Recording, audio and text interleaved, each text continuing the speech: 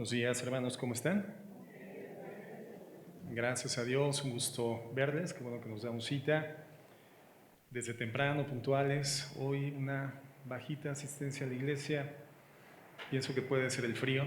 Algunos hermanos nos comentaron que están afectados de sus vías respiratorias, o algunos con sus niños igualmente afectados.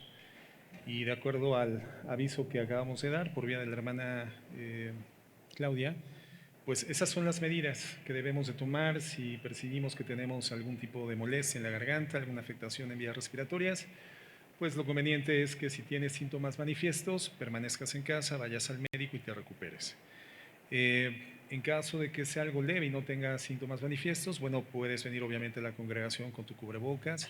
El tema de la sanitización de las manos es importante, ¿verdad? Y bueno, lo comentaba creo que el domingo pasado, sabemos de antemano que las hermanas se aman muy profundamente, ¿verdad? Y su afecto es entrañable en el Señor, pero creo que es el tiempo de evitar saludarnos de beso, hermanas, ¿verdad? Este anuncio es para ustedes porque los hermanos no tenemos esa práctica, ¿verdad? Al menos aquí en México. Sería preocupante, ¿verdad? Pero entre las hermanas sí, y el consejo es ese, ¿no? Dado que ya estamos en la época de frío, esta semana fue muy fuerte el cambio de clima, y ya viene la temporada invernal y se espera un invierno fuerte y sabemos que proliferan las enfermedades virales o también bacterianas, pues evitar, ¿verdad? Ser precavidos, ser sabios y con un buen apretón de manos, ¿verdad? Un besito a la distancia, con eso creo que cubrimos el requisito, ¿verdad? Bueno, esa sería la sugerencia. Gracias a Dios estamos bien la mayoría y la idea es cuidarnos entre todos. Gracias a Dios, pues ya iniciamos también con la decoración navideña de la iglesia, no hemos terminado. Quienes han estado abocados en esta tarea ha sido el Ministerio de Staff y los jóvenes y adolescentes han estado trabajando en esta tarea decorativa y como siempre les está quedando muy bonito, ¿verdad? ¿Sí les están gustando los arbolitos, hermanos? De puras luces, ¿verdad? Puras luciérnagas ahora. Y de verdad es impresionante, tan solo en este arbolito son 500 luces, son 5 series de 100 luces, en este 400 y bueno, pues gracias a Dios. Han tenido un buen tiempo trabajando ayer, están preparando también el set de fotografías para la fecha de la festividad y bueno, gracias a Dios, creo que vamos avanzando bien. Tenemos ya nuestra pantalla instalada, ¿se acuerdan que hicimos una ofrenda especial, una cooperativa especial para este fin? Ya está trabajando, gracias a Dios. Es un poquito más grande que la de la derecha, bueno, pues ahora hay que comprar la de la derecha del mismo tamaño, o más grande y así nos vamos, ¿verdad? Hasta que tengamos 2 grandes pantallas. No, eso no es indispensable, gracias a Dios con esto tenemos es suficientemente funcional. Y pues agradecidos con el Señor por lo que está haciendo en la iglesia. Un comentario de iglesia infantil antes de iniciar. Nos piden por favor que los papás con niños en iglesia infantil sean sensibles en cuanto a la valoración de los trabajos, las manualidades que los niños elaboran dentro de las aulas, dentro del tiempo de iglesia infantil. ¿Por qué? Bueno, es el trabajo que ellos están desempeñando, es la labor que con los maestros están desarrollando para poder estar interiorizando la palabra de Dios en sus vidas. Y es triste que eventualmente vemos los trabajos olvidados, arrugados o algunos en el bote de basura u otros terminan en los botes de basura de sus casas, ¿no? Yo creo que valdría la pena, hermanos, hacer una especie de folder, un cronograma de la forma en la que tu hijo cursó por la iglesia infantil y que en alguna forma sea también una base o un recordatorio de la manera en la que Dios está en este tiempo de su vida obrando en su corazón. Entonces, valorar el esfuerzo de los niños, valorar el esfuerzo y la inversión en tiempo, en educación y también en recursos de los maestros que utilizan para darles y enseñarles las manualidades. Y yo creo que sería una bitácora muy hermosa, hermano, que a la postre podrás tomar para recordar con tus hijos o hasta con tus nietos sobre la forma en la que tu hijo de niño fue instruido en la iglesia infantil. Así que, por favor, el papá que deje olvidado la manualidad de su hijo va a ser amonestado, ¿verdad? Una multa para la siguiente semana, ¿ok? Bueno, gracias a Dios. Vamos a iniciar la enseñanza continuando con una serie que comenzamos la semana pasada. El título de la serie, Conductas Saludables para la Iglesia. Hace 2 semanas la iniciamos. La semana pasada tuvimos la finalización del primer tema, ¿se acuerdan, verdad? Bien, y tendremos como segundo tema la obediencia a Dios. El primer tema abordábamos, se vicia demasiado, Fer. No, entonces bájale el volumen. ¿Mandé? Entonces así estamos bien, Fer. Así estamos bien. Bien. Bien, motivados a obedecer. Motivados a obedecer. Es el título, digamos así, de la enseñanza en esta mañana. La semana pasada veíamos el tema de la compasión y comentábamos precisamente que estas conductas que estamos tratando por vía de la enseñanza tienen el propósito de establecer los vínculos o los puntos en donde nos coyuntamos los miembros que conformamos una congregación cristiana.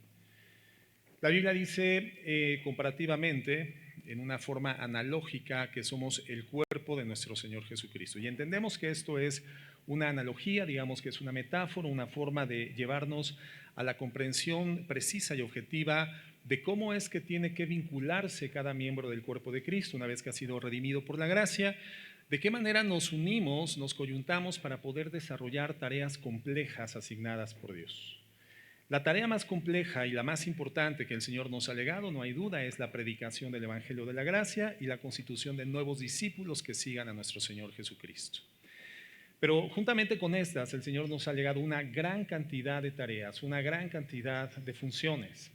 Muchas de estas funciones, hermanos, operan a favor de la integración del cuerpo y de un funcionamiento correcto. Las conductas apropiadas, las conductas correctas al interior de la iglesia entre los miembros de una congregación son esos vínculos que nos permiten estar unidos a fin de trabajar ordenada y coordinadamente y avanzar hacia objetivos específicos. Cuando sufrimos el descoyuntamiento de un miembro del cuerpo, además de que es una experiencia profundamente dolorosa, no sé si tú has sufrido el desprendimiento de un brazo, ¿verdad? De una rodilla, cuando pierde su unidad con la articulación que le coyunta al cuerpo, esto es profundamente doloroso. Y además inhabilita inmediatamente el funcionamiento correcto del cuerpo o de una parte del cuerpo. Una persona puede quedar sin movilidad cuando sus miembros son descoyuntados. Entonces, cuando una iglesia no camina debidamente vinculada por las actitudes correctas, las actitudes saludables entre sus miembros, es profundamente doloroso para una congregación. Y la iglesia en un segmento o en su totalidad termina siendo afectada en su funcionalidad, en su movilidad y por lo tanto en el alcance de los objetivos y las tareas que Dios nos ha designado. Mateo 28, 19, por favor. Entonces, hoy vamos a ver esta conducta favorable que es la obediencia. Dice así: por lo tanto, hablando el Señor Jesucristo, vayan y hagan discípulos de todas las naciones. Yo voy a leer en la Nueva Traducción Viviente algunos de los textos. No tenemos esa traducción para proyectar en las pantallas, pero pueden leer la traducción Reina Valera, que es lo que se va a estar proyectando, e identificar que la información es exactamente la misma, solo que en esta nueva traducción viviente las palabras y el fraseo permite que sea más comprensible la información, pero en sí, en esencia, es la misma información.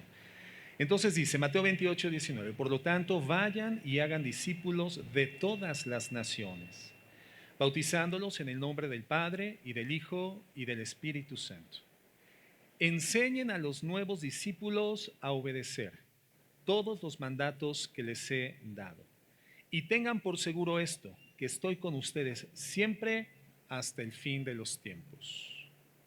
Vamos a orar.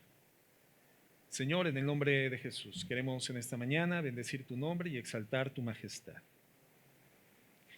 Queremos reconocer nuestra absoluta y total necesidad de ti, dependemos de ti, Señor. Ninguno de nosotros podríamos llegar a una mentalidad desequilibrada, considerándonos como autónomos o suficientes en nosotros mismos. Y hacerlo, Señor, es pisar los linderos del desequilibrio moral, mental y conductual. Queremos pedirte perdón por las ocasiones en las que, considerándolo, nos hemos desviado de una forma de vida justa y santa. Queremos pedirte, Señor, que nos guardes y nos libres del mal y nos perdones por el pecado que hemos cometido. Guíanos, Señor, a una vida santa, una vida justa, una vida verdadera. Guíanos a vivir, Señor, en obediencia a ti, con las motivaciones correctas, Padre. En el nombre de Jesús, amén y amén. Muy bien. Bueno, como lo dice el Señor Jesucristo en el verso 20, la obediencia, hermanos, es algo que no forma parte de los hábitos naturales de una persona.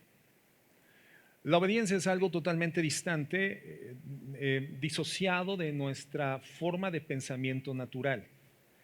El ser humano nace en una condición pecaminosa, de hecho es engendrado en una condición pecaminosa y no por la práctica de la sexualidad, esto ya lo hemos estudiado, sino porque entendemos que el pecado viene transitando por línea de sangre generacionalmente desde el mismo huerto del Edén. Estamos en la urgente necesidad de ser salvados, no tanto por el pecado que hemos cometido, y por supuesto que este amerita la salvación del Señor, nos hace susceptibles de ser salvados por Cristo, pero sobre todo por la condición en la cual hemos sido concebidos. Por eso el salmista dice: en pecado me concibió mi madre, y no significa que la sexualidad sea pecaminosa en el matrimonio, sino que viene arrastrándose a través de la sangre genéticamente desde el huerto del Edén, el pecado cometido en el origen, y hemos heredado esa inclinación a la pecaminosidad. La evidencia, como lo hemos mencionado tantas veces, son nuestros hijos chiquitos. Nadie les enseña a portarse mal porque de paquete ya vienen integrados con esa inclinación a la maldad. A los niños hay que enseñarlos a portarse bien. Y desarrollar buenos hábitos es un trabajo bastante arduo que generalmente dilata un buen periodo en su vida y son procesos complejos. El desarrollo de buenos hábitos que involucran conductas intencionadas. Los malos hábitos, hermanos, no requieren de intencionalidad, son desarrollados de manera natural, porque la naturaleza del ser humano es una naturaleza caída tendiente al pecado. Por lo tanto, la obediencia, como una de las actitudes virtuosas del ser humano, no es algo, hermano, que podamos desarrollar sin previamente haber sido enseñados en ella. La obediencia, como lo dice el Señor Jesucristo en el verso 20, tiene que ser enseñada. Enseñen a los nuevos discípulos a obedecer todos los mandatos que les he dado. La obediencia, entonces, es algo que se debe de enseñar y es algo que se debe de aprender. ¿Para qué? De acuerdo al contexto, para que alguien en condición redimida ahora pueda constituirse en un discípulo del Señor Jesucristo. Ese texto que estamos leyendo, hermanos, es el texto que se define como la gran comisión, la gran tarea que el Señor nos ha dado de predicar el Evangelio. Aquí no está mencionado como tal la predicación del Evangelio, pero por supuesto está implícita, porque habla del bautismo en el nombre del Padre, del Hijo y del Espíritu Santo, y evidentemente este es consecuente a la fe salvífica en la vida de una persona, y posteriormente el proceso progresivo de crecer en el discipulado del Señor. Entonces, para poder ser discípulos de Jesús, necesitamos ser enseñados en la obediencia a los preceptos y principios de nuestro Señor. La pregunta sería: ¿cómo podemos tener una vida que se sujete a los mandatos de Dios, pero que sea una obediencia gozosa? Una obediencia que disfrutemos en su acción, una obediencia motivada, una obediencia estimulada. ¿Cómo es posible esto? ¿Cómo podemos llegar a ese nivel de calidad en nuestra obediencia a Dios? Un poco como los padres, ¿verdad? Generalmente los que somos papás deseamos, o cuando fuimos papás en etapa formativa, cuando los niños son menores y están en el proceso de desarrollo, deseamos la obediencia de nuestros hijos, pero no de manera forzada. En esa etapa de la vida, la obediencia de ellos generalmente es forzada, es una obediencia que no produce placer o satisfacción en el corazón de nuestros hijos. Pero lo que más desearíamos nosotros como papás es llegar al punto de la vida de su desarrollo en donde su obediencia sea una obediencia gozosa, motivada y estimulada. Este, sin duda alguna, hermanos, es uno de los satisfactores más grandes que como padres podemos llegar a experimentar. Ni siquiera los logros académicos, deportivos o artísticos de nuestros hijos con los que inevitablemente nos emocionamos y nos motivamos. No, hermanos, la obediencia motivada y gozosa por convicción en sus corazones es una de las satisfacciones más grandes que podemos experimentar los que somos papás. ¿Cierto o no? ¿Cierto o no? Porque tú puedes ver cómo tu hijo gana una competición deportiva, en el fútbol es el que mete el gol o es el que para el penalti, pero a pesar del gozo que experimentas ante una circunstancia de éxito en su vida deportiva, artística o académica, si tu hijo en casa es una persona desobediente, tu gozo por sus logros siempre van a estar acotados y limitados por su desobediencia en casa. Nunca lo vas a disfrutar tanto como cuando la obediencia de tus hijos es gozosa, es motivada y es estimulada.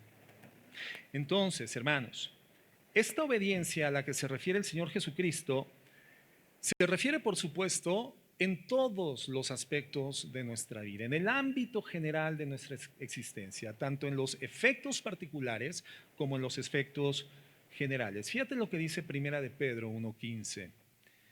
Reina Valera, dice así: sino como aquel que os llamó es santo. ¿Quién os llamó?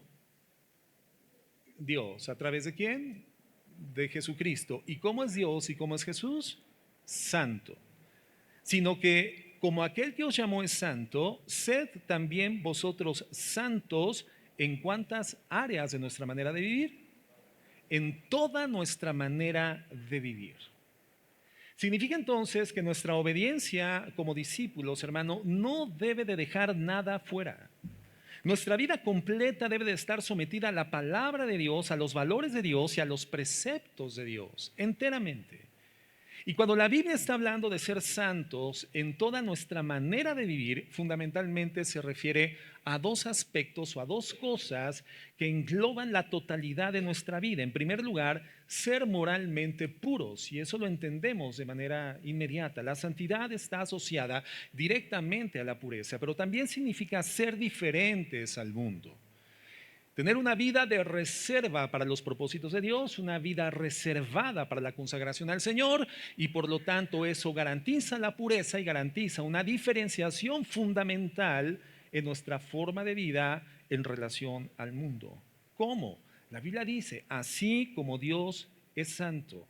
Es decir, así como Dios es distinto al mundo y Dios es moralmente puro, así ustedes deben de vivir una forma totalmente diferente, apegados a la santidad, apegados a la moral y a la pureza espiritual de Dios.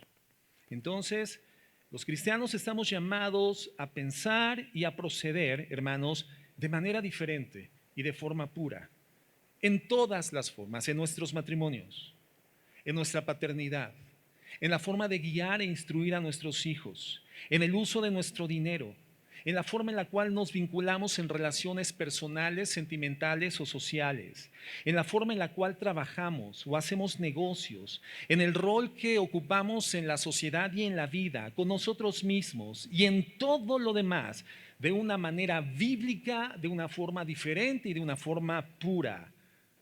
Sed vosotros santos en toda vuestra manera de vivir, en todos los ámbitos y facetas de nuestra vida.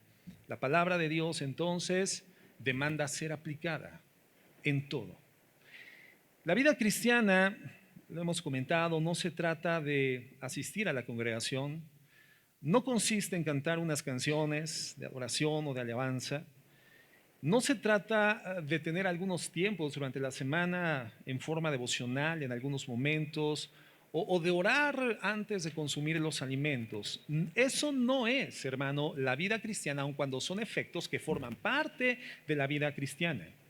Pero el cristiano está llamado a someter todo lo que piensa, hermanos, todo lo que hace al señorío de nuestro Salvador Jesucristo, al señorío de Jesucristo. Y cuando hablamos de Jesucristo como Señor, estamos hablando de un término el griego que es Kyrios, que significa gobernante, soberano, aquel que dictamina, establece, marca los lineamientos, los preceptos, quien delimita las vidas. quien habla de las facultades, los límites y alcances de la libertad y el inicio de las fases de responsabilidad. Eso significa Señor, es quien lo hace, es el soberano, es la autoridad. Somos llamados entonces a someternos voluntariamente al señorío de Jesucristo. ¿Por qué? Porque somos sus discípulos. Y un discípulo es enseñado a obedecer, ¿qué cosa? De acuerdo a Mateo 28 que leímos al inicio, a obedecer todos los mandatos de nuestro Señor Jesucristo. Discípulos llamados a obedecer todos los mandatos de Jesús, los que nos ha dado. Y como un Dios diligente, hermanos, para todas las áreas de nuestra vida. La vida cristiana se trata entonces no solamente de una serie de actividades religiosas, no.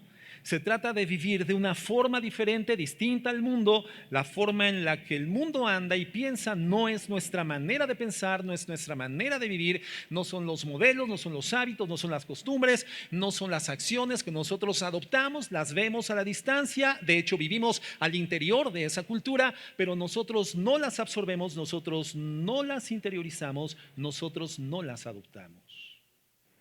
Nuestra cultura es una cultura superior. Recuerdan que Pedro dice que somos extranjeros y peregrinos. Por lo tanto, aquí estamos en tránsito.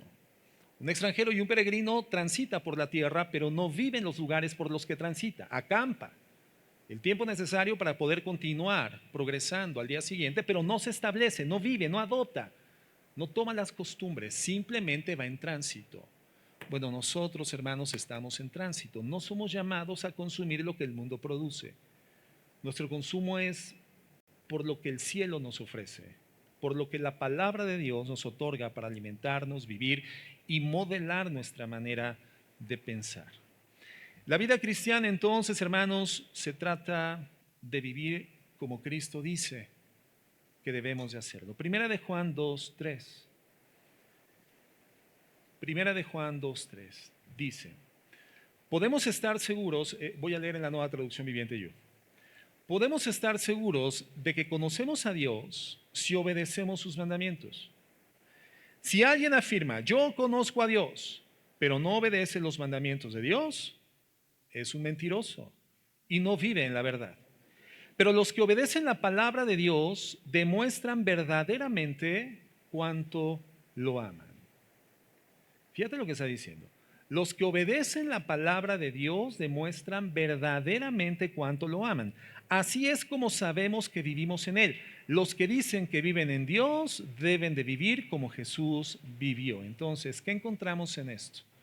Bueno, que la vida de un discípulo de Cristo debe de dar indicios, hermanos, señales, evidencias de que lo es, realmente es un discípulo a través de su obediencia al consejo de Dios en todas las áreas de la vida. La vida del cristiano está afectada positivamente, tiene una afectación trascendente, positiva, por los principios de Dios. Y si no existen estos indicios, estas señales por vía de tu conducta, por vía de nuestra manera de vivir, no podríamos entonces considerarnos como hijos de Dios.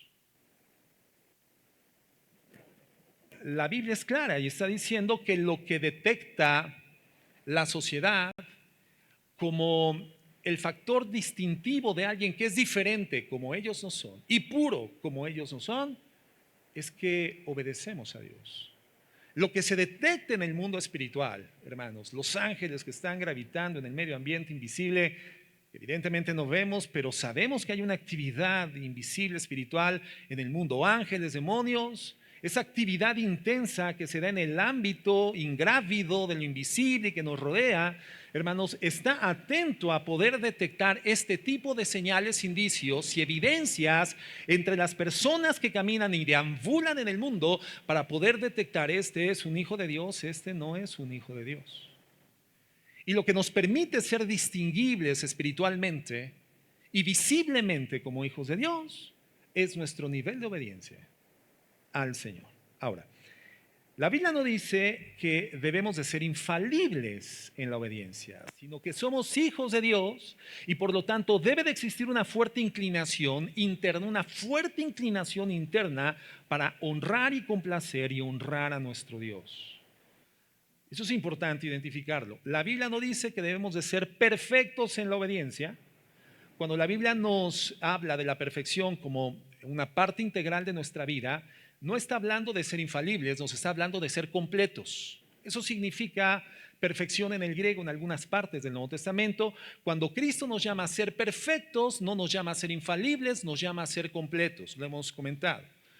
Cuando tú invitas a alguien a tu casa, bueno, esa persona tendría que esperar que en la casa tengas una sala donde se pueda sentar, una cocina donde puedas cocinar, un baño que se pueda utilizar, una habitación donde se pueda descansar, un comedor donde se pueda comer, y esa casa está completa.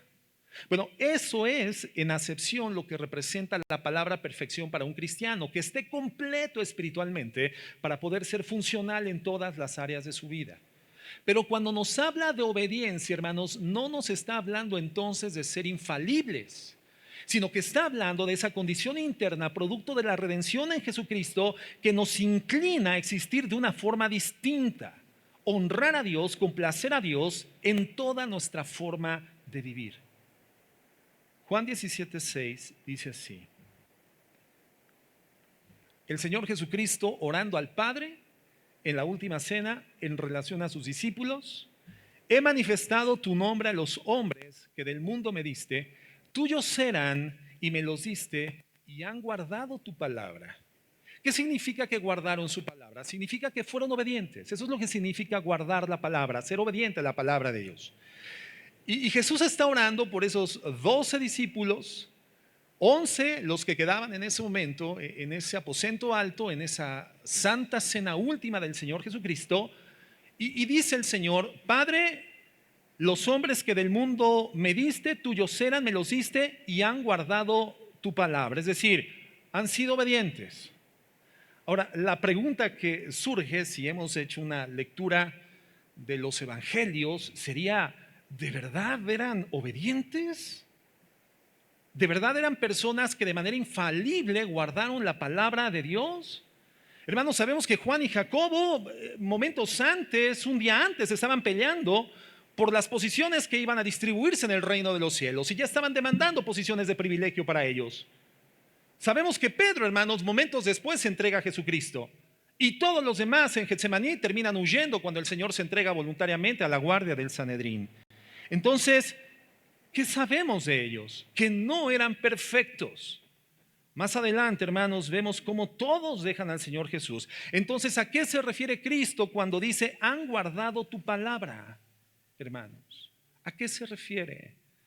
Bueno, cuando una persona ha nacido de nuevo, cuando ha creído en el Señor Jesucristo por la predicación del Evangelio y ha gestado el Espíritu Santo ese don de fe para entregarle tu vida al Señor, arrepentirte del pecado, nacer a una nueva condición, lo que comienza a suceder dentro de ti es un deseo interno fuerte y un deleite por la ley de Dios en tu interior. Como lo hemos comentado también en muchas veces, es cuando comienzas a amar al Dios que antes odiabas y comienzas a odiar el pecado que antes amabas. Eso solamente puede ser el resultado directo de una condición renovada, un nuevo nacimiento, Jesucristo a través de su Espíritu Santo morando dentro de tu ser. Romanos 7:22, fíjate lo que dice.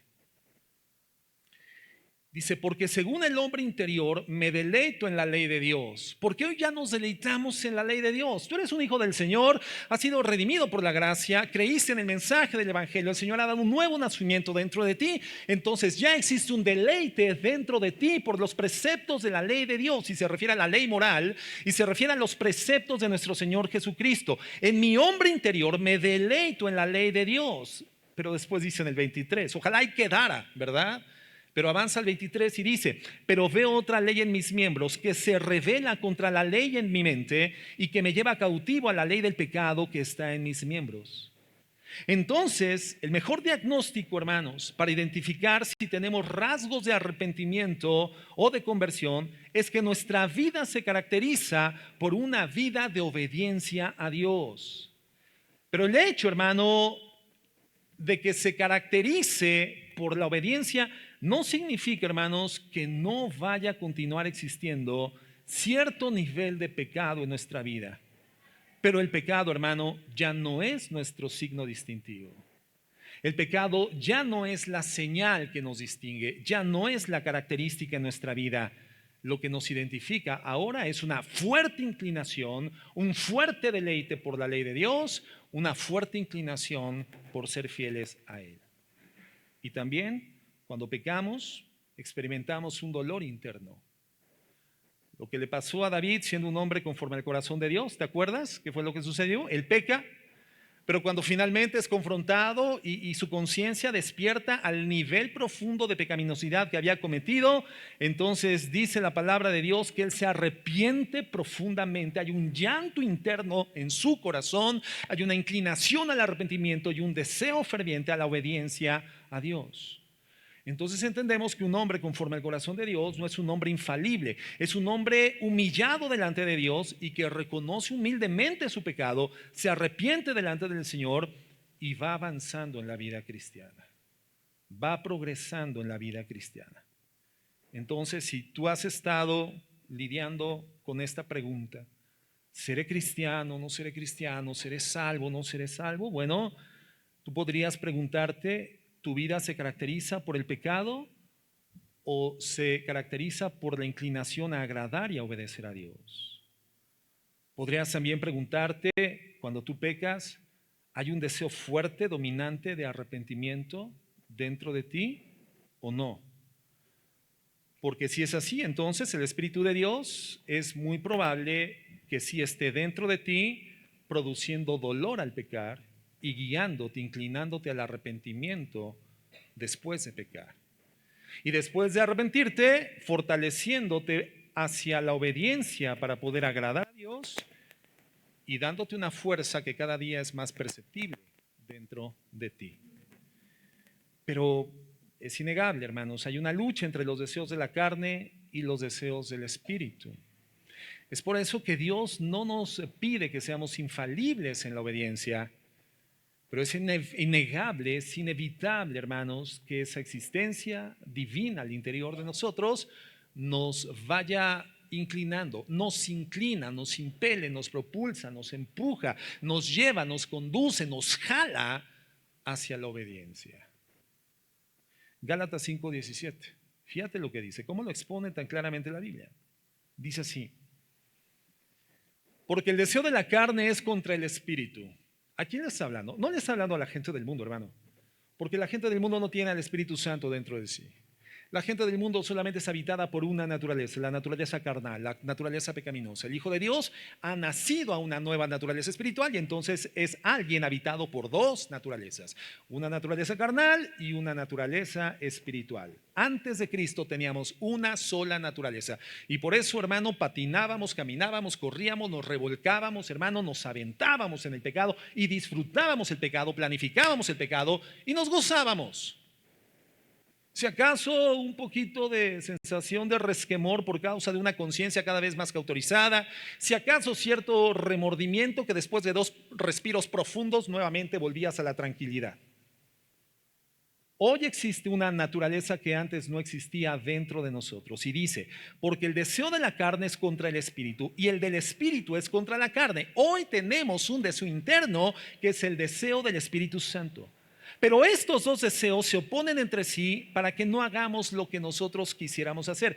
¿Qué quisiéramos hacer? Darle cumplimiento a la ley de Dios. Pero el deseo de la carne está constantemente oponiéndose contra el deseo del Espíritu Santo. Dice el verso 18, pero si sois guiados por el Espíritu, es decir, si ustedes son hijos de Dios y el Espíritu Santo mora dentro de ustedes, ya no están bajo la ley. Y manifiestas son las obras de la carne, y aquí viene la mención de todas aquellas inclinaciones que habitualmente teníamos la mayoría de nosotros o todos nosotros, y esta lista no es exhaustiva, solamente es descriptiva, pero creo que en esto todos en alguna forma nos identificábamos. Manifiestas son las obras de la carne, que son adulterio, fornicación, inmundicia, lascivia, idolatría, hechicería, enemistades, pleitos, celos, iras, contiendas, disensiones, herejías, envidias, homicidios, borracheras, orgías y cosas semejantes a estas. Es decir, no son las únicas, hay otras que son semejantes en su profundidad pecaminosa. O sea que éramos un estuche de monerías, hermano. El chimuelo mascaba tuercas y el cojo era trapecista, mi hermano. O sea, de ahí nos toma el Señor, de esa condición. Y continúa diciendo, acerca de las cuales, estas actitudes, os amonesto, como ya os lo he dicho antes, que los que practican tales cosas no heredarán el reino de Dios. Está hablando de las personas que practican esto porque no tienen una naturaleza espiritual, no hay un deseo del Espíritu Santo dentro de ellas, porque no han nacido de nuevo en Jesucristo, porque no han creído en el mensaje del Evangelio, no les ha sido anunciado el mensaje de salvación. Personas que están ausentes de la condición redimida y por lo tanto las practican.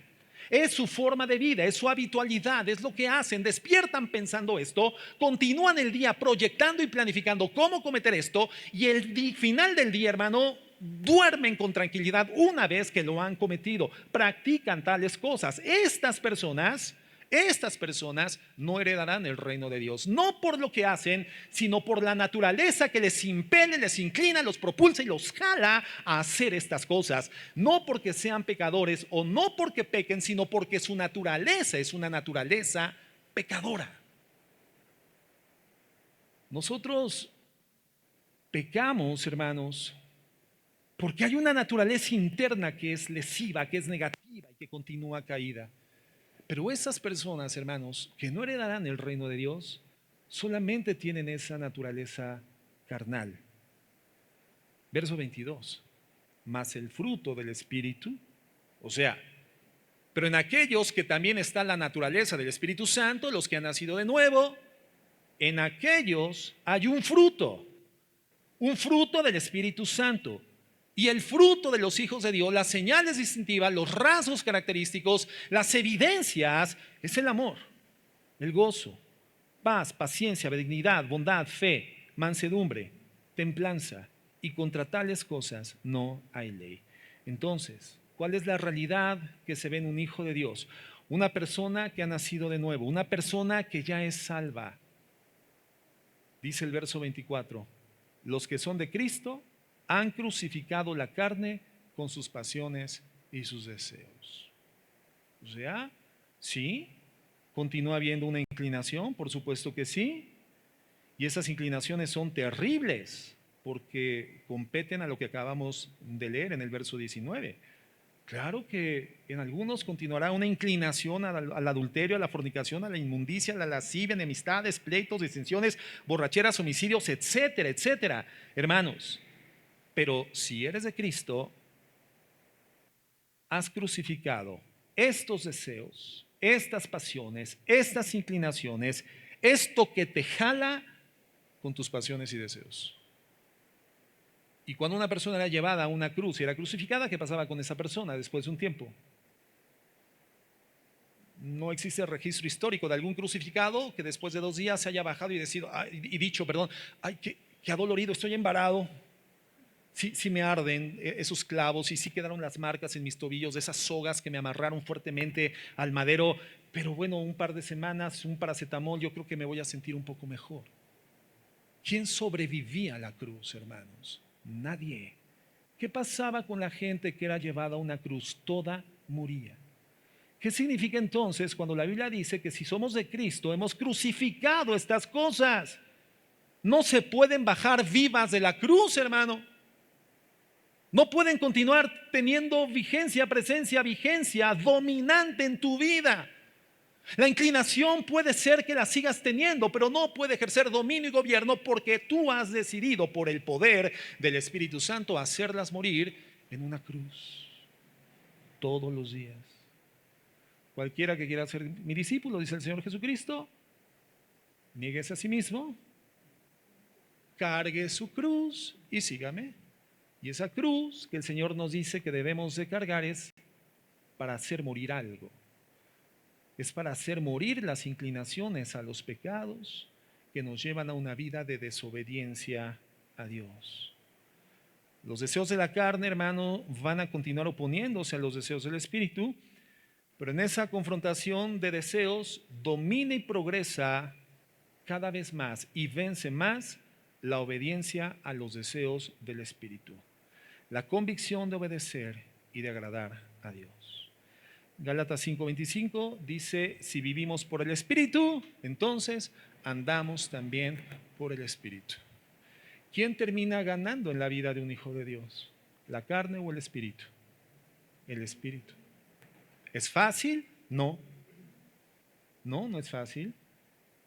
Pero cuando vivimos en una condición de comunión con Dios genuina, cultivamos de manera seria y bíblica nuestra relación con el Espíritu Santo, el Espíritu nunca vuelve a ser dominado por la carne. Ya no vivimos motivados por las emociones que se exaltan, que son fluctuantes. Ya no somos llevados por nuestra fluctuación anímica. Hoy somos cada vez más, por tiempos más prolongados, gobernados por los deseos del Espíritu Santo. Entonces, la obediencia de la que hablamos, entendemos, no es infalible, pero sí es progresiva y sí es dominante con el tiempo. ¿Cuáles son las motivaciones bíblicas para la obediencia, hermanos? Para que lo hagamos con el estímulo y el deseo de ser obedientes. Bueno, vamos a ver 3 razones o 3 motivaciones. Puede haber más, pero derivadas de situaciones no santas, sino pecaminosas. Por ejemplo, derivadas de la religiosidad o del perfeccionismo.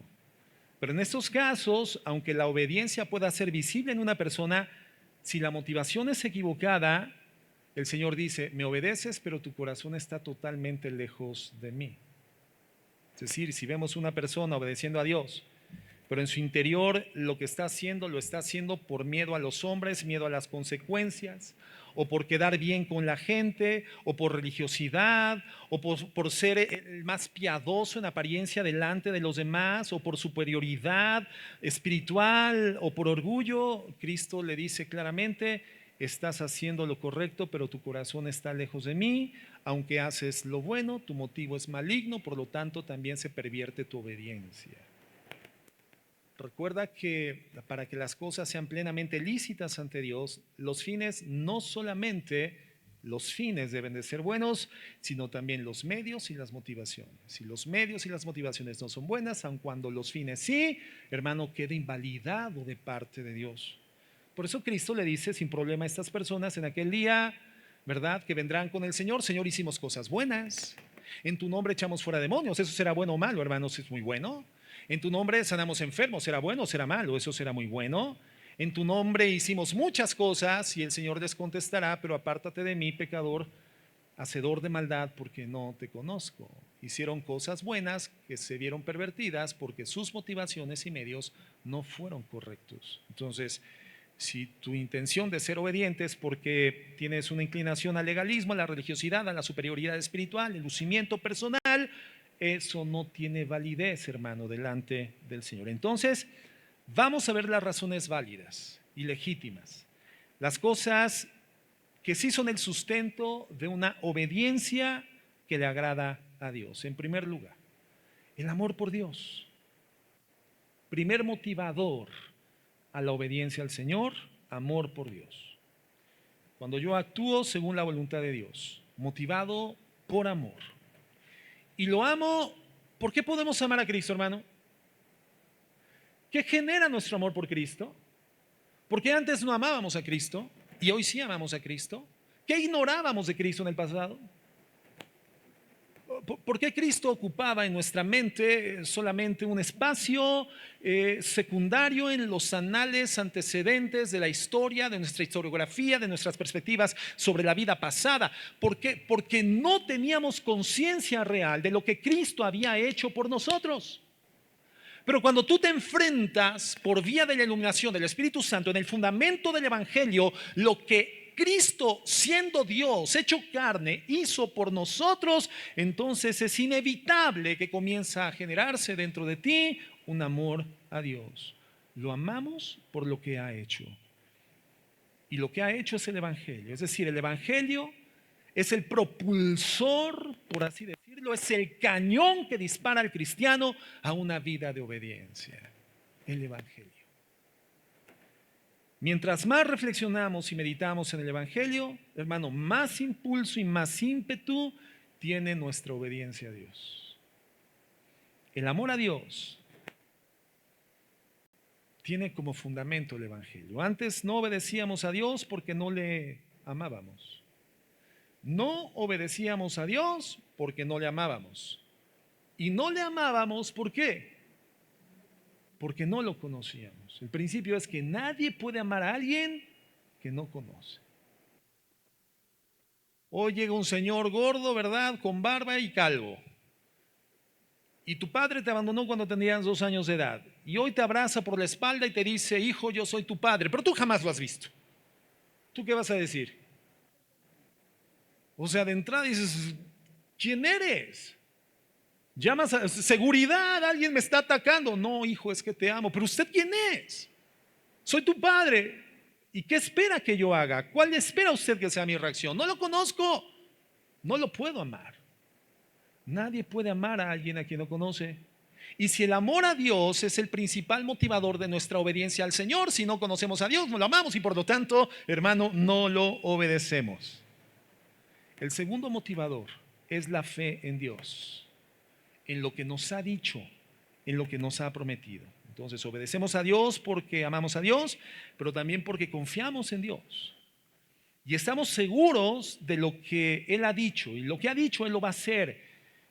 Sabemos que lo que Él ha dicho también lo va a dar, y eso nos mueve a una vida de obediencia, la confianza. Tú no puedes obedecer a alguien en quien no confías. No puedes amar a alguien a quien no conoces. No puedes obedecer a alguien en quien no confías y no puedes confiar en alguien a quien no conoces tampoco. Entonces, cuando conoces al Señor y comienza a iluminarse el nivel de su certidumbre, la absoluta condición de su cumplimiento, que Él es el mismo ayer, hoy y por los siglos, que en Él no hay mudanza ni sombra de variación. Lo que Él dice, lo hace. Él no es hombre para arrepentirse, ni hijo de hombre para mentir. Y entonces comienza a nacer en ti una confianza, una vida de fe que te motiva a la obediencia a Dios. Y el tercer motivador es el temor a Dios. Entonces, por el entendimiento de que Dios es bueno y nos ama, pero también es justo, y la justicia de Dios, hermano, no disminuye su amor, y su amor no disminuye la justicia, hay dentro de nosotros un temor reverente a Dios. Yo puedo ver el amor y la severidad de Dios a través de la aplicación de su justicia en un mismo lugar y en un mismo tiempo, hermano, de la eternidad. Hay quien dice, es que si Dios es bueno, ¿por qué hace esto? Si Dios es justo, entonces ¿por qué hace aquello? Y piensa que la justicia y el amor de Dios, siendo ambos atributos de su gloria, en alguna forma se confrontan o se tendrían que eliminar mutuamente, pero no es así. ¿Tú quieres ver dónde se conjugan de forma perfecta el amor y la justicia de Dios? En la cruz del Calvario, en el mismo tiempo y en el mismo espacio de la eternidad. En esa cruz del Calvario, hermanos, vemos el profundo amor que Dios tiene por la humanidad, pero también vemos el profundo aborrecimiento que Dios tiene hacia el pecado. Y esto lo vemos conjuntado en lo que Cristo hace, en lo que Dios hace en Cristo y a través de Cristo, por justicia y por amor. En Cristo nos juzga y en Cristo nos ama y nos perdona. Bendito, hermanos, sea el nombre del Señor por siempre. Ahora, esto nos lleva a entender que inevitablemente hay consecuencias por no obedecer a Dios. Y esto nos podría llevar a una obediencia, digamos, de calidad ínfima, de calidad inferior. Cuando hacemos, hermanos, las cosas que Dios dice por miedo a las consecuencias y no por amor a Dios o no por mi fe en Dios. Y entonces, aun cuando podemos ejercer obediencia, la calidad, digámoslo así, de ese nivel de obediencia es inferior. Porque lo que está motivando mi obediencia, hermano, no es el estímulo del amor, no es el estímulo de la fe, sino el estímulo al miedo consecuente de las circunstancias que vendrán a mi vida si yo no obedezco a Dios. Y bueno, ese no es el tipo de relación que Dios quiere tener con nosotros. Evidentemente no es la forma en la que Él quiere relacionarse con nosotros. Dios quiere tener con nosotros una relación de cercanía, una relación de intimidad y de comunión. de donde naturalmente brote un amor que nos mueva a obedecerle. Cuando nosotros nos acercamos a Dios porque comenzamos a conocerle y entendemos su amor y entendemos su certidumbre y desarrollamos su cercanía con el Señor, esa comunión, esa cercanía, inevitablemente, hermano, produce un amor que nos lleva a la obediencia al Señor. Pero es muy difícil tener cercanía con alguien a quien le tienes miedo. Pero por miedo le puedes llegar a obedecer. Por miedo puedes acatar. Pero con miedo es muy difícil amar. Más bien el miedo lo que hace es mantenerte a la distancia. Marcar una distancia suficiente para no ser dañado por aquello o aquella persona que inspira miedo o temor en ti. Hay personas que son así. Personas duras, personas inflexibles, personas sin señales, sin signos distintivos de ternura, amor. Y por lo tanto, hermano, cuando éstas ocupan posiciones de autoridad, ya sea en una empresa o en la familia, en el matrimonio, en la iglesia, en los ministerios, van a ser obedecidas. Pero la obediencia no va a ser motivada por el amor, va a ser motivada por el miedo. Y la evidencia es que la gente no querrá estar cercana a ellos. La gente va a intentar estar a la distancia. Pero cuando es el amor lo que te aproxima, cuando es la fe lo que te lleva, lo único que sucede es una relación de cercanía, de intimidad, de proximidad, una relación cálida, una relación donde tú eres abrazado y tú retribuyes con una obediencia no motivada por el miedo, sino motivada por el amor. Esa es la relación que Dios quiere con nosotros, de cercanía, un amor que nos mueva a obedecer.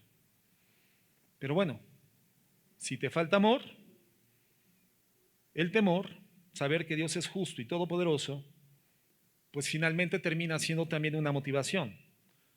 Porque si no tienes suficiente amor o fe para hacer ciertas cosas, bueno, el temor te previene de no hacer lo correcto, ¿no? De realizar prácticas pecaminosas que sabes que van a inequívocamente a traer consecuencias en contra de tu vida, y entonces, bueno, finalmente es preferible obedecer que no obedecer. Pero la obediencia, hermano, por esta motivación, digamos que tiene una calidad inferior. Lo que Dios quiere es que le obedezcamos por amor. Bien, vamos a desarrollar un poco más esto, hermano. Vamos al primer punto. Obedecer a Dios por amor. Fíjate lo que dice Juan 14, 23. Bien, ¿están conmigo? ¿Todavía? Bueno. Ya ahorita termino la introducción al tema y pasamos directo a la predicación. Bien. Dice el Señor Jesús, nueva traducción viviente, dice así. Jesús contestó, todos los que me aman harán lo que yo diga. Mi Padre los amará y vendremos para vivir cada uno en cada uno de ellos. El que no me ama no me obedece. Y recuerden mis palabras, no son mías. Lo que les hablo proviene del Padre, quien me amó. Entonces, fíjate, con claridad Cristo dice que el amor por Él nos va a llevar a una vida de obediencia y el desamor nos va a llevar a una vida de desobediencia. En el verso 23 nos lo dice 24, nos lo está diciendo de manera positiva. En el 23 dice, todos los que me aman harán lo que yo digo. Pero en el 24 ahora lo expone lo mismo de forma negativa. El que no me ama no me obedece. Es decir, un primer indicador de mi amor por Dios es mi nivel de obediencia. Entonces, cuando la palabra de Dios te pide algo que te cuesta, lo que sea, y esto es muy frecuente, no importa la antigüedad o la dinámica en la que se haya dado tu crecimiento espiritual, hermano, cuando la Biblia, la palabra establece un precepto peticionario, te está solicitando algo, hermano, siempre va a ser algo que nos cueste. Entonces, cuando sucede esto, ¿cuál es tu reacción? Dependiendo del grado de dificultad que encuentres en obedecer el mandato de Dios, vas a encontrar un indicador claro de tu grado de amor por Dios. obedecer a Dios nos cuesta. Pero si ese costo nos lleva a encontrar una dificultad por encima de nuestra obediencia, entonces tu amor por Dios puede ser que no exista. Y si no existe amor por Dios, no hay obediencia. Y si no hay obediencia, es probable que no haya vida de redención.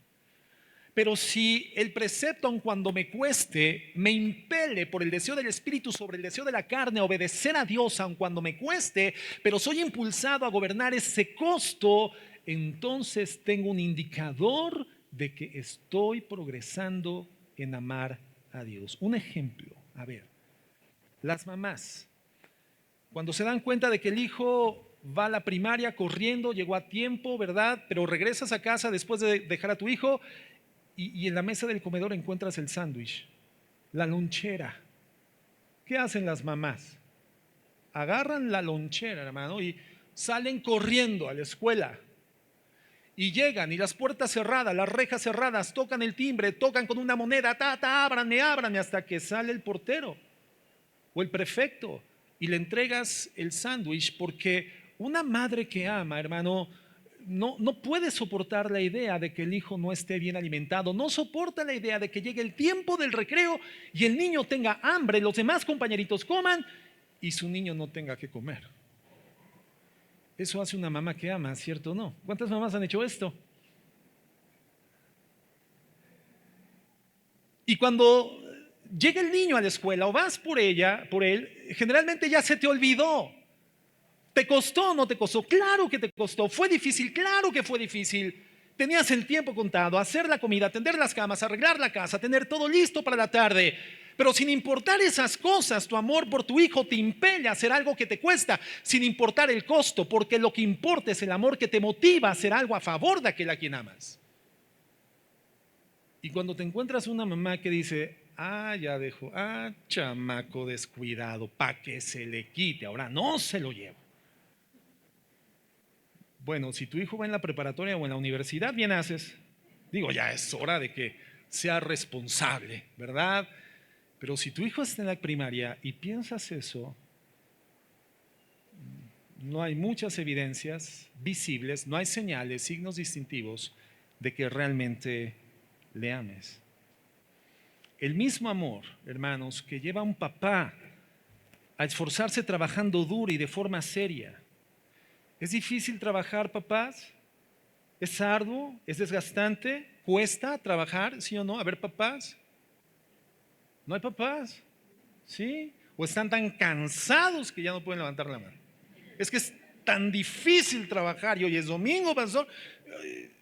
Sí es difícil trabajar, pastor. Sí cuesta trabajar, hermanos. Es difícil obtener lícitamente los recursos.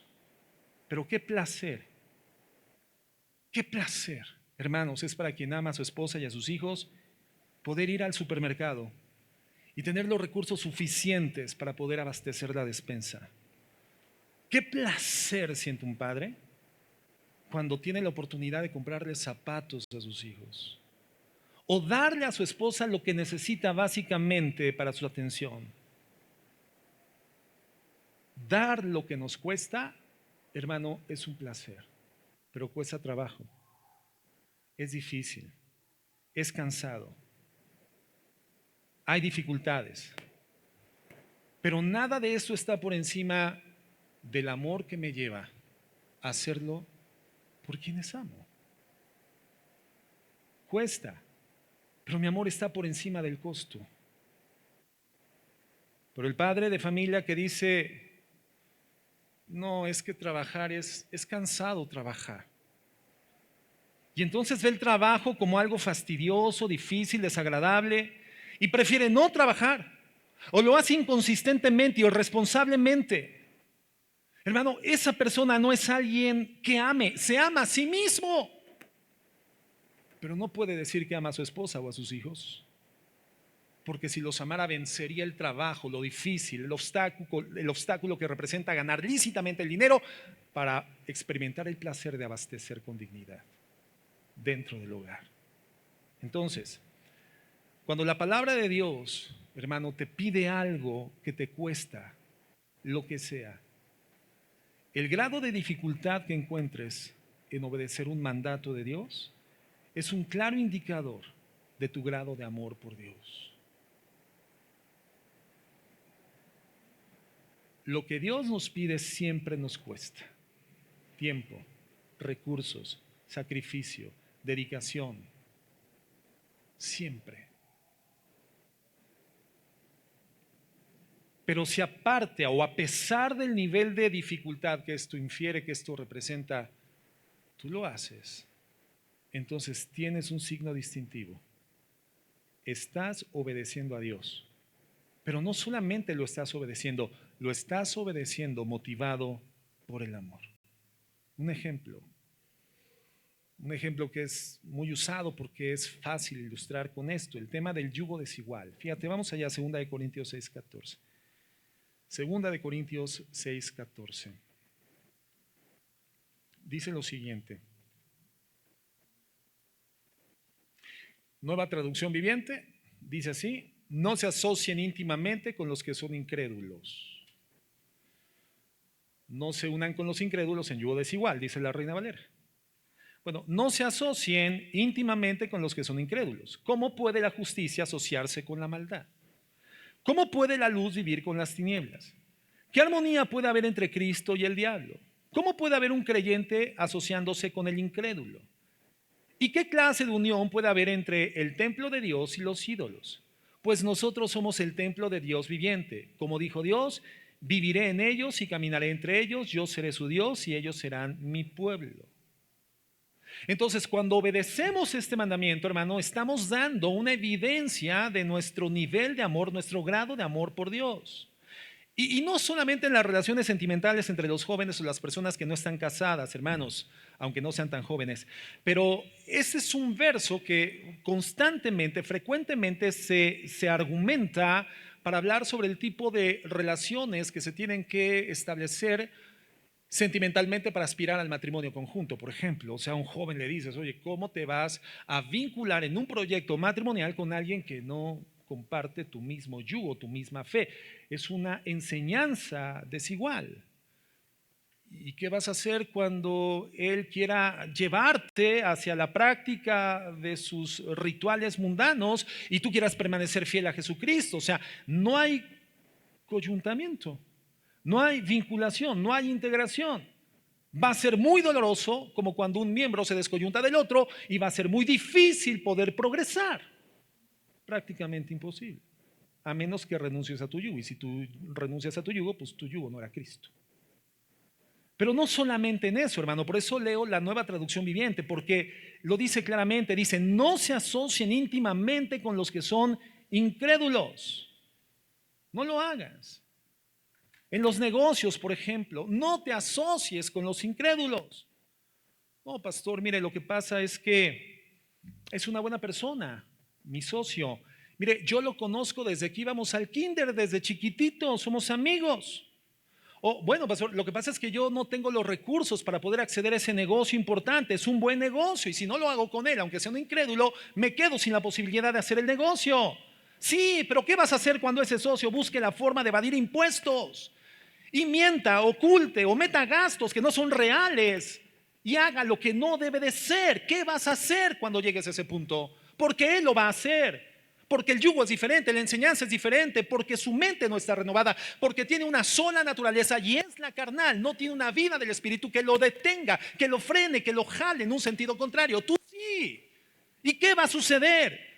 Va a ser la pelea contra tu propia carne y la pelea contra la carne de tu socio. ¿Y quién crees que va a ganar? Tu socio. ¿Qué va a suceder cuando te llegue con el cura del pueblo a bendecir el local porque él es fiel a Santo Gervasio, Santo el que quieras, San Juditas, y te llega el 28 de octubre con el cura? ¿Qué vas a hacer? ¿Qué dice el Señor? No te asocies con los incrédulos en yugo desigual. Dice: más bien, sin participar en las obras infructuosas de las tinieblas, repréndelas.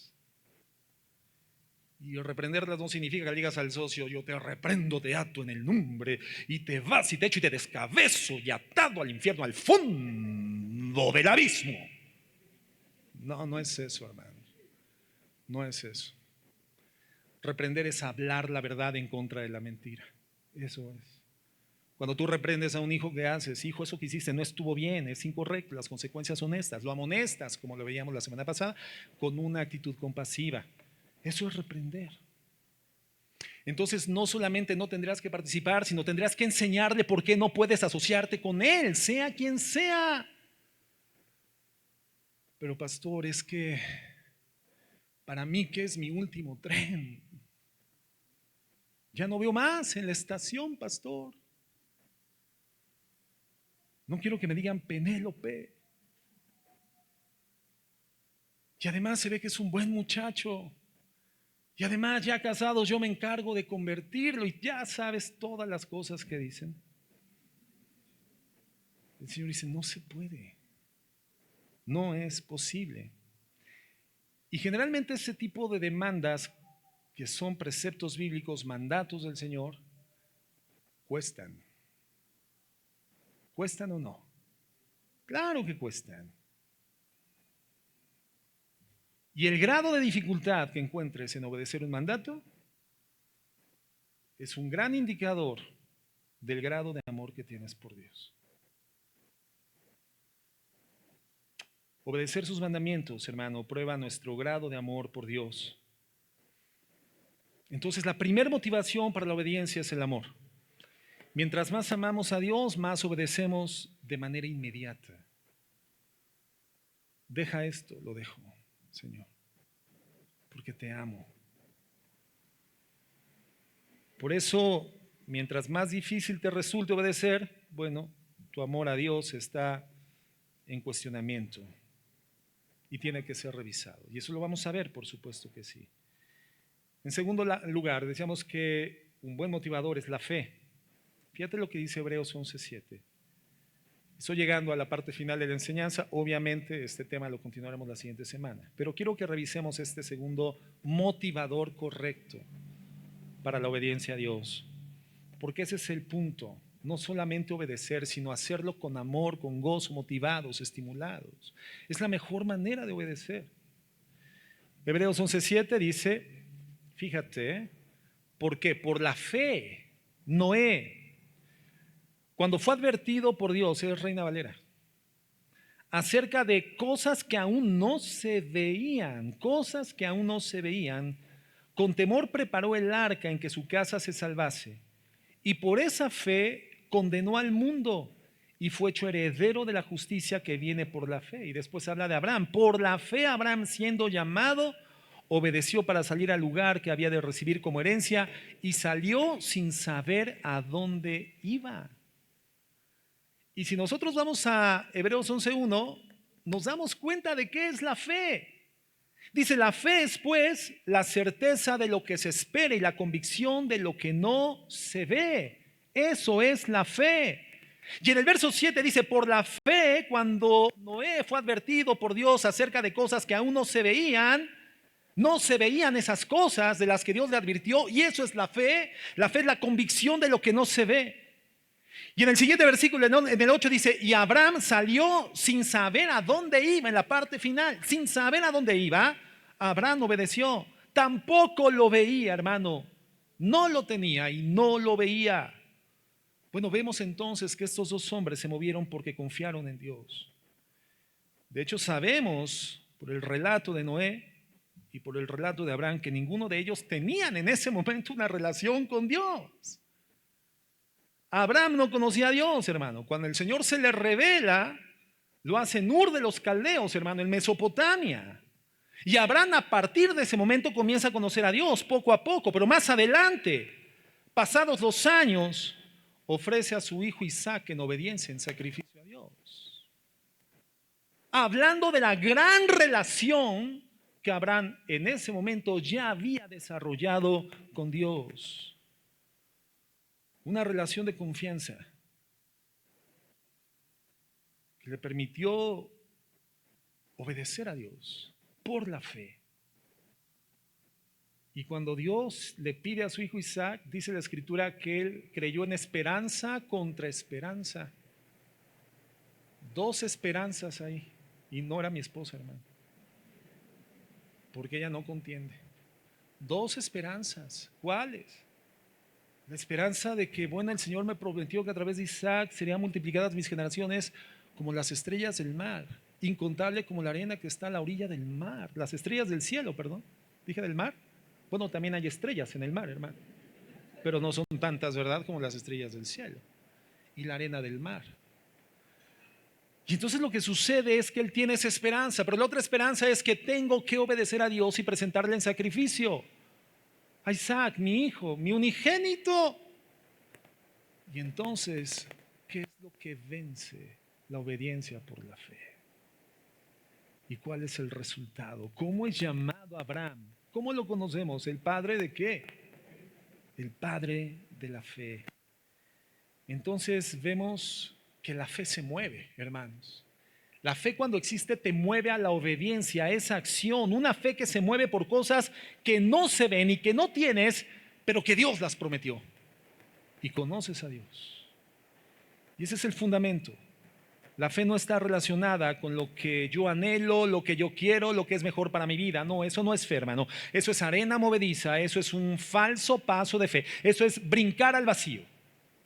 Eso no es la fe. La fe no está fundamentada en tus sueños personales, anhelos egoístas, en lo que tú deseas, en lo que tú planificas y en tus proyectos personales. No es que yo tengo fe, lo hago por fe. ¿Sí? ¿Y cuál es el fundamento? ¿Tu sueño, tu mera expectativa personal? Eso no es llamado fe en la Biblia. Estás saltando al vacío, queriendo que cuando vayas cayendo el Señor saque una supermano y te sostenga antes de que te estrelles. Así no opera la fe. Es que la fe es ciega. No es cierto, la fe no es ciega. La fe demanda las evidencias contenidas en la palabra de Dios. La fe tiene como base, como piso sólido y seguro, lo que dice la Escritura, lo que Dios promete en la Biblia, porque el Señor sostiene su bendita palabra. Entonces, caminar por fe no es un salto al vacío, sino conocer lo que Dios dice y vivir como Dios dice y hacerlo con la firmeza y confianza de que, como el señorío de Jesucristo dice que actuará, tú lo haces y crees que así va a actuar. La fe es creer sin lugar a la duda que Dios es quien dice en la Biblia que es, que puede hacer lo que dice en la Biblia que puede hacer, y por lo tanto debes vivir como Dios dice en la Biblia que debes de vivir. Por eso Noé comienza a hacer la obra de una arca en la tierra donde no se conocía la lluvia, no se conocían los afluentes, los mantos acuíferos que hay debajo de la tierra. Se conocían los océanos, por supuesto, y los ríos, pero no los afluentes subterráneos. Y entonces se involucra en una magna obra para la que no existía maquinaria, no había tecnología.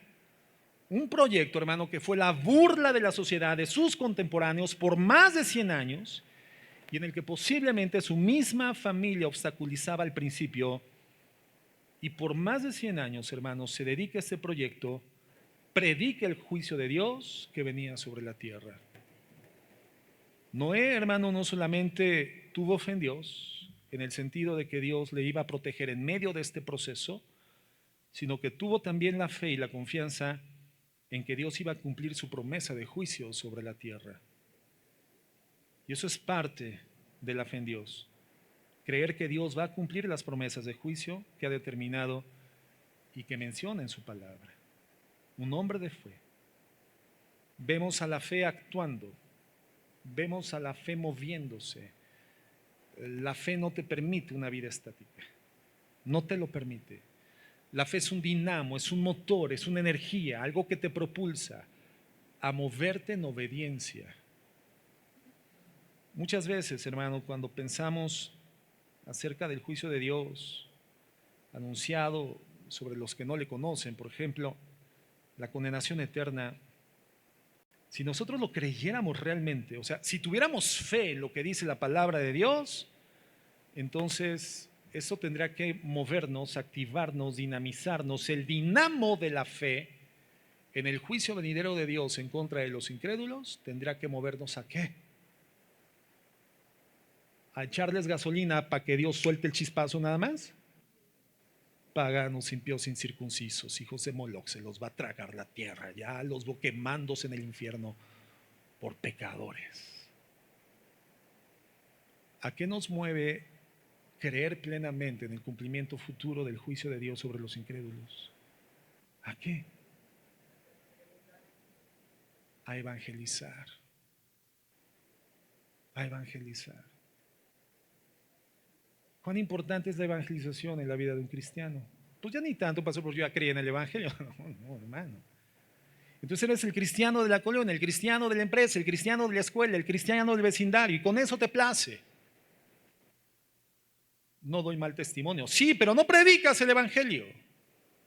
Y si tú hicieses un ejercicio reflexivo constante, permanente sobre el evangelio en tu vida, esto incrementaría tu amor por Dios, tu fe en Dios. Y tu fe en Dios llevaría a ver como certidumbre perfecta y total el cumplimiento de futuros juicios que vienen sobre los no alcanzados. Y entonces esto tendrá que dinamizarte. El dinamo te lleva a obedecer, a predicar el evangelio, hermano. La palabra de Dios. Y si en tu iglesia están dando un taller de evangelización y tú crees en Dios, vives por fe, entonces ¿qué haces? Vienes al taller de evangelización, porque ahí me van a enseñar cómo evangelizar. Puede ser que lo que yo hago no sea propiamente evangelizar. Hace unos días nos encontramos mi esposa y yo a un hermano. Se congrega, no sé dónde se congregue. Un tiempo se congregó aquí. Y estaba haciendo algunas cosas extrañas en la calle. Y nos ve y nos saluda. Y hola, ¿cómo estás? Bien, ¿y usted, pastor? Le digo, bien, gracias a Dios. ¿Qué estás haciendo? Aquí evangelizando. Bueno, yo no le dije nada porque sabía que no iba a haber una buena aceptación. Pero no era evangelizar lo que él estaba haciendo. Y a veces no queremos ser pasados por el escrutinio de la sana y santa palabra de Dios para pesar, para medir, para evaluar si realmente lo que hago es lo que Dios me dice que debo de hacer en la forma en la cual debo de hacerlo. Y entonces si yo creo en Dios, hermano, eso me mueve. Si yo creo en Dios, en el Dios de la Biblia, eso incrementa mi confianza, mi certidumbre en Él comienza a ser total, gradualmente, cada vez más. Cada vez mi confianza en Él satura mi vida y por lo tanto mi vida es una vida de fe y en consecuencia esto me mueve a ser obediente a lo que Dios dice. Bien, Hebreos 11:6 continúa diciendo, pero sin fe es imposible agradar a Dios porque es necesario que el que se acerca a Dios crea que le hay. Y fíjate lo que dice al final. Y es galardonador, otra versión dice remunerador de los que le buscan. O sea, las promesas de Dios nos mueven porque sabemos que Dios es bueno, pero también porque sabemos que Dios es remunerador de los que le buscan. Pero la Nueva Traducción Viviente dice, de los que te buscan con sinceridad. Qué importante esa partícula final en la premisa, ¿verdad? Los que te buscan con sinceridad. ¿Dios conoce los corazones, sí o no? Por supuesto que sí. ¿Dios sabe cuál es el motivador de mi búsqueda de Él? Por supuesto que sí. ¿Dios sabe qué me está propulsando a hacer actos de obediencia? Claro que sí. Y si Dios identifica que en mi corazón hay un interés equivocado, maligno, perverso, egoísta, personal, de lucimiento, etcétera, no voy a obtener nada de Dios.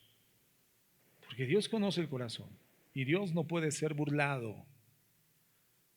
Entre nosotros nos podemos impresionar con actos de obediencia, pero si sus motivaciones no son íntegras, hermanos, Dios no va a ser impresionado.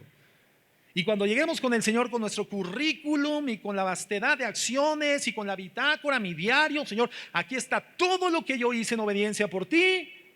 Si mi motivación, hermano, es perversa, los fines se pervirtieron y escucharemos del Señor, apártate de mí porque no te conozco. Y lo que hiciste, aun cuando delante de la perspectiva humana fue juzgado como bueno, yo te digo, apártate de mí, hacedor de maldad. Dios no puede ser burlado. El 13, Hebreos 11:13, dice lo siguiente: conforme a la fe murieron todos estos sin haber recibido lo prometido. ¡Wow! Murieron sin haber recibido lo prometido. Cualquiera diría, qué desperdicio de vida. Oye, me esforcé, me afané, trabajé, fui obediente, me costó un chorro de trabajo, pero después de esa predicación no me quedé con el sándwich de mi hijo cuando ya se lo llevaba, aunque me costaba mucho. Después de esa enseñanza me discipliné en el trabajo porque, no, hermano, si tú estás esperando el cumplimiento de la promesa en esta tierra y ese es tu motivador básico, único, hermano, pues yo te diría, pues mira, ya mejor deja de esforzarte, ya desestrésate, ya, bájale 2 rayas, respírate, tiéndete en la cama, en la hamaca, prende la televisión, contrátate 2 personas que te muevan unas plumas gigantescas y dedícate a descansar, porque tu obediencia interesada no tiene ningún efecto espiritual, nada. Porque el verso dice, conforme a la fe murieron todos estos sin haber recibido lo prometido, sino mirándolo de lejos. Entonces, ¿dónde están la mayoría de las promesas que Dios nos ha hecho? ¿Aquí o allá? Allá. Pero son tan dignas, son tan grandes, tan excelsas, tan eternas, tan maravillosas, tan llenas y saturadas de la naturaleza de Dios, tan llenas de su amor, que vale vivir y morir por ellas. Por ellas, hermanos. Ah, no, pastor, pero a ver, aquí es donde tengo hambre, aquí es donde me enfermo, aquí es donde tengo que llevar la quincena, aquí es donde tengo que surtir la despensa, pastor. Bueno, vive por lo que quieras. Tú puedes vivir con la vista puesta en la tierra o levantar tu mira hacia las cosas del cielo. Y si tú volteas hacia el cielo y buscas el cielo antes que la tierra, ¿qué dice Jesús?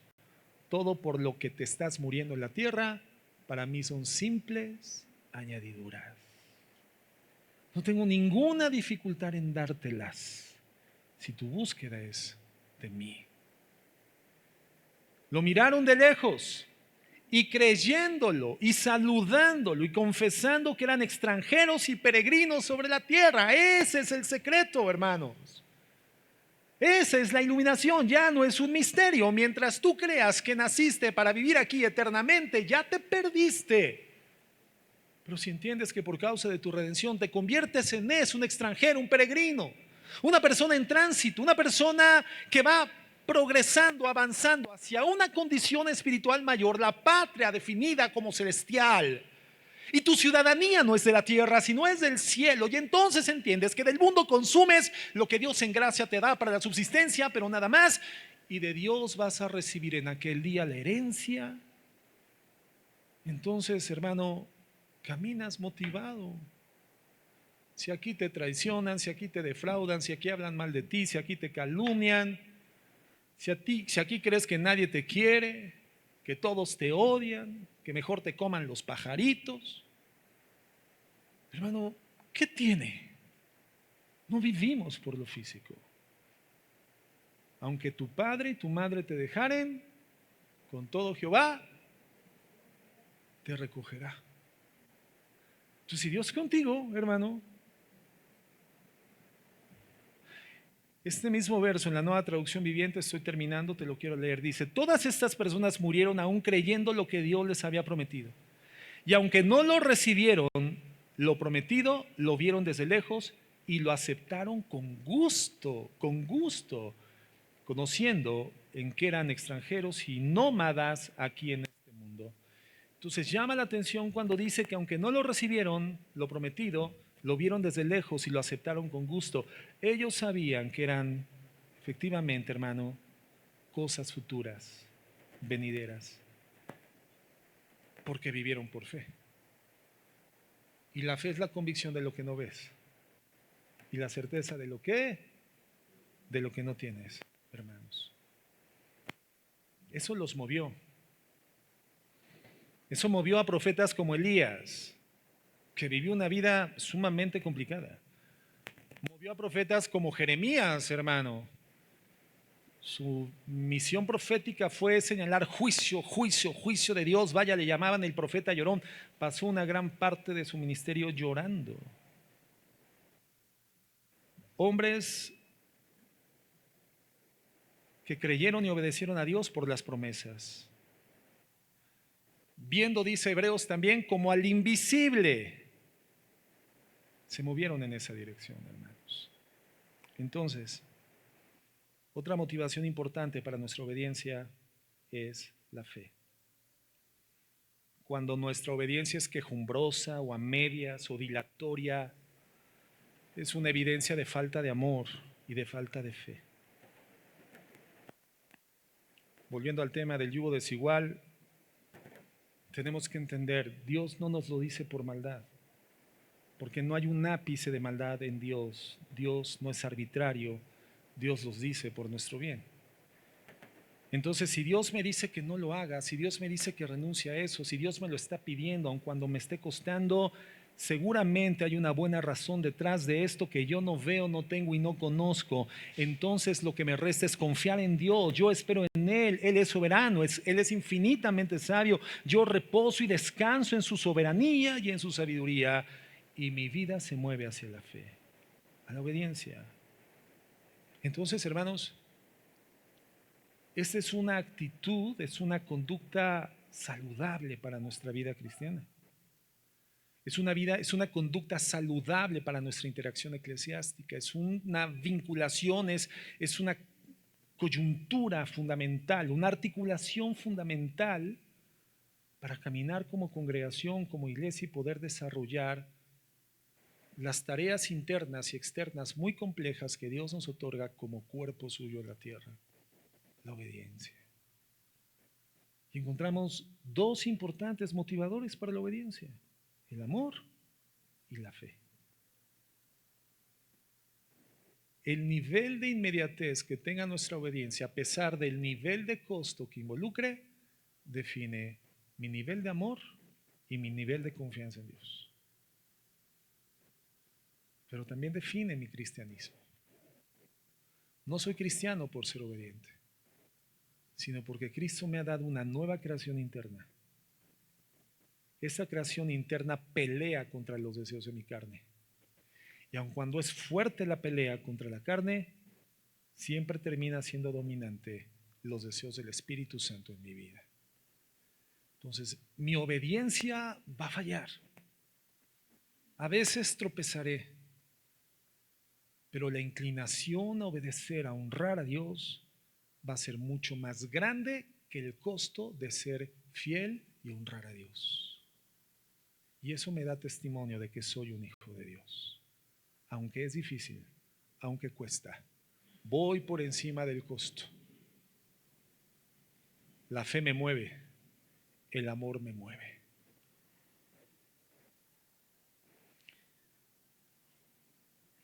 Vamos reflexionando, hermanos, sobre nuestro amor y nuestra fe en Dios.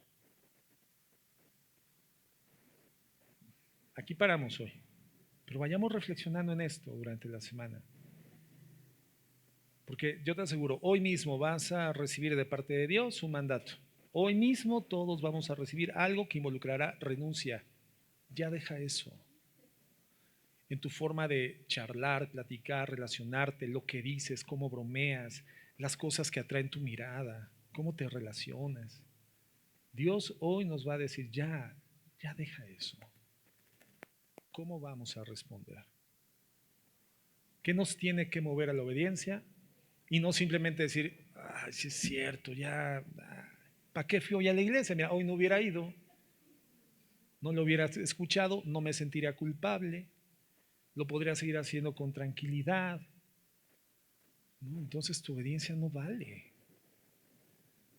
Pero si tú dices, vale la pena, mi Dios lo vale. Confío en lo que Dios me está diciendo que va a hacer a mi favor por mi obediencia.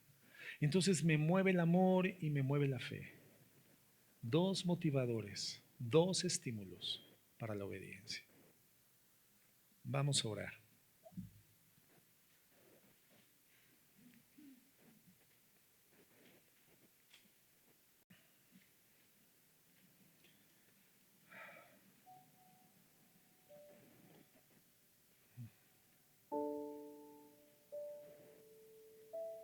Señor Jesús,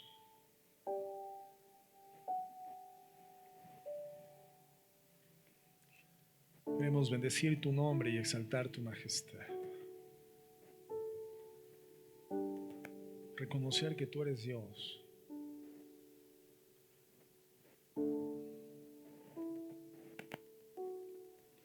Y que no hay Dios fuera de ti. Que solo tú eres admirado. Que tú eres digno. Tan lleno de gracia y de amor. Reconocemos que tú eres nuestro Señor soberano. No hay autoridad más alta que tú en el universo. ¿Y quiénes somos nosotros en este polvo cósmico llamado tierra para rebelarnos contra ti? Cuando la eternidad misma glorifica tu nombre.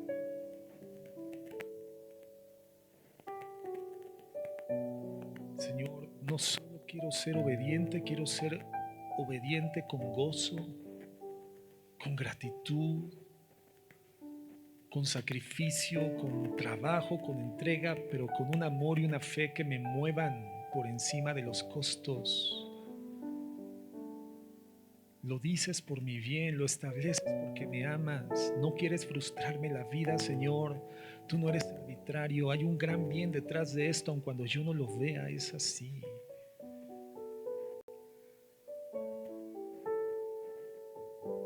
Señor, ayúdanos por tu palabra a gozarnos en la obediencia. Hoy te conocemos y somos tus hijos. Señor, yo quiero justo a eso que has puesto hoy en mi corazón. Eso a lo que me has dicho, ya déjalo, ya renuncia a eso. Señor, hoy lo dejo. Como mirando al invisible, por la fe y por amor. No confiando en mi fuerza que es menor, sino en tu poder que es absoluto. Y obra a mi favor, porque me amas. Bendigo tu nombre, Señor. En Cristo Jesús. Amén.